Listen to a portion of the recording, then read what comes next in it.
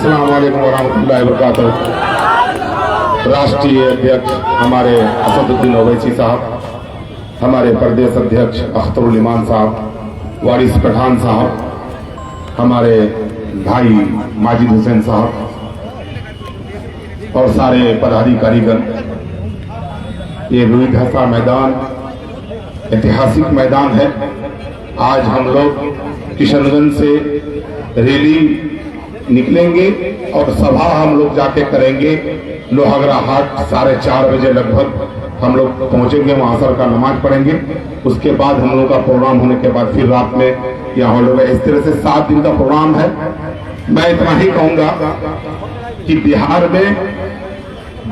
में हम लोगों ने जिसको सपोर्ट किया उन्होंने मुख्यमंत्री बना, चाहे वो लालू यादव हो, चाहे वो नीतीश कुमार हो।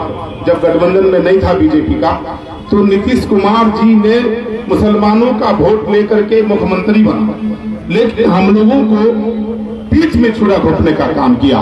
नीतीश कुमार अगर नहीं चाहता तो एनआरसी नहीं लगता, नीतीश कुमार अगर नहीं चाहता तो धारा 370 खत्म नहीं करता, अगर नीतीश कुमार नहीं रहता बीजेपी में तो क्या कहते हैं, हिजाब का मामला पास नहीं होता। लास्ट में जाकर के वक्फ संशोधन बिल ला करके हमारे एक समुदाय के खिलाफ एक तरह से छुरा घोटने का काम किया है। और रहा सवाल हम लोगों को जो टीचर पर समझा है वो राजद लालू का बेटा, मैं तेजस्वी यादव को इस मन से कहना चाहता हूं कि लालू जी का बेटा के नाम पर आज अगर लालू जी का नाम हट जाए तेजस्वी, तो तुम्हारा कोई हैसियत नहीं है बिहार में।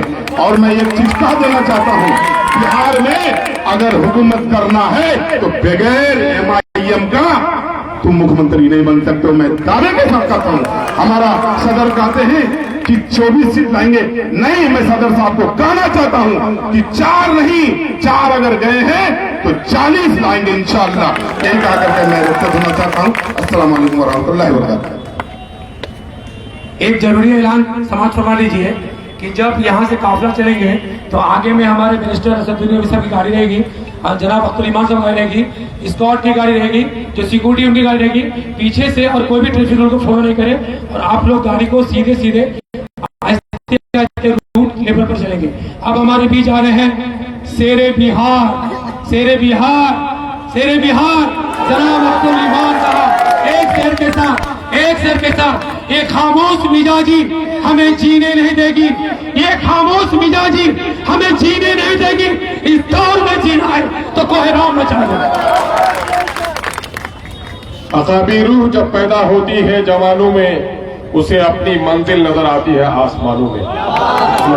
आज के इस इनकलाबी कारवाने इंसाफ न्याय यात्रा में हमारे कायद, मुल्क में दलितों मजलूमों की तवाना आवाज जनाबे बैरिस्टर असदुद्दीन ओवैसी साहब, दाइश पे तशरीफ फरमा पार्टी के सीनियर लीडर और कौमी तर्जुमान जनाबे भाई वारिस पठान साहब, नामपल्ली हैदराबाद के रुकन असम्बली भाई जनाबे माजिद हुसैन साहब, साबिक MLA भाई जनाबे तौसीफ आलम साहब, पार्टी के कौमी तर्जुमान सानी जनाबे भाई आदिल हसन एडवोकेट साहब, आज के मंच और आज के कारवा यहाँ की महफिल को संभालने वाले अजीजी डॉक्टर बरकतुल्ला साहब, भाई जनाबे इसहाक आलम साहब, अजीजी बाबू शम्स आगाज एडवोकेट साहब, महफिल की निजामत कर रहे नसीम साहब, और सेकुलरिज्म का झंडा लिए हुए पूरी मजबूती के साथ सीमांचल से लेकर पश्चिम बिहार तक का दौरा करने वाले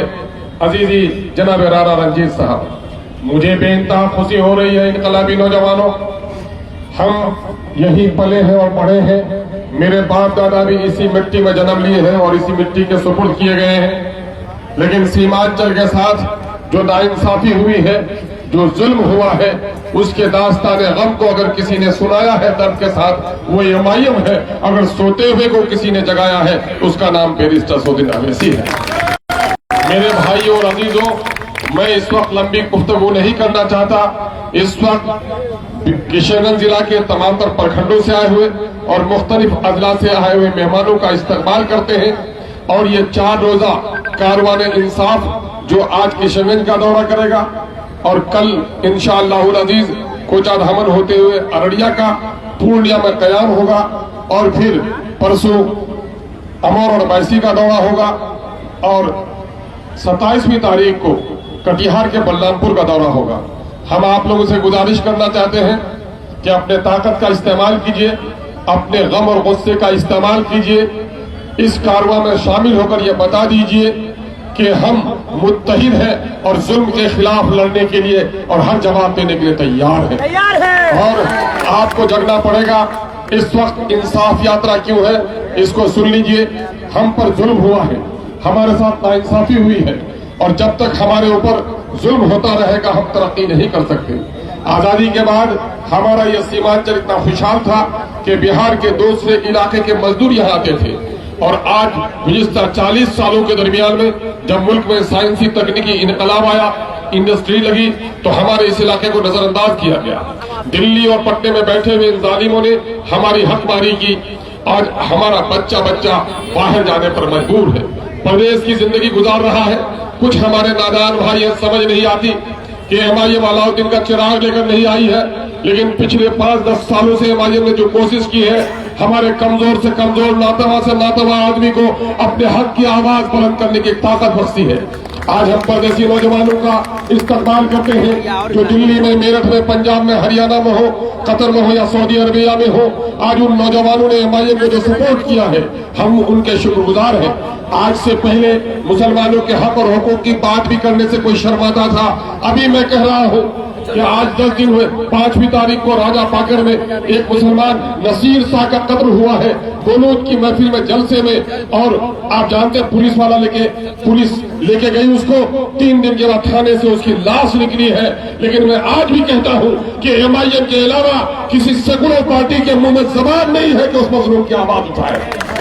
सीमांचल वासियों, तुम पर यह वाजिब है कि मुल्क में बसने वाले मजलूमों की आवाज बनो, बिहार के मजलूमों की आवाज बनो और सीमांचल के इंसाफ की लड़ाई लड़ो, अपने नस्लों की लड़ाई लड़ो, अपने नदियों के पुल की लड़ाई लड़ो। है कोई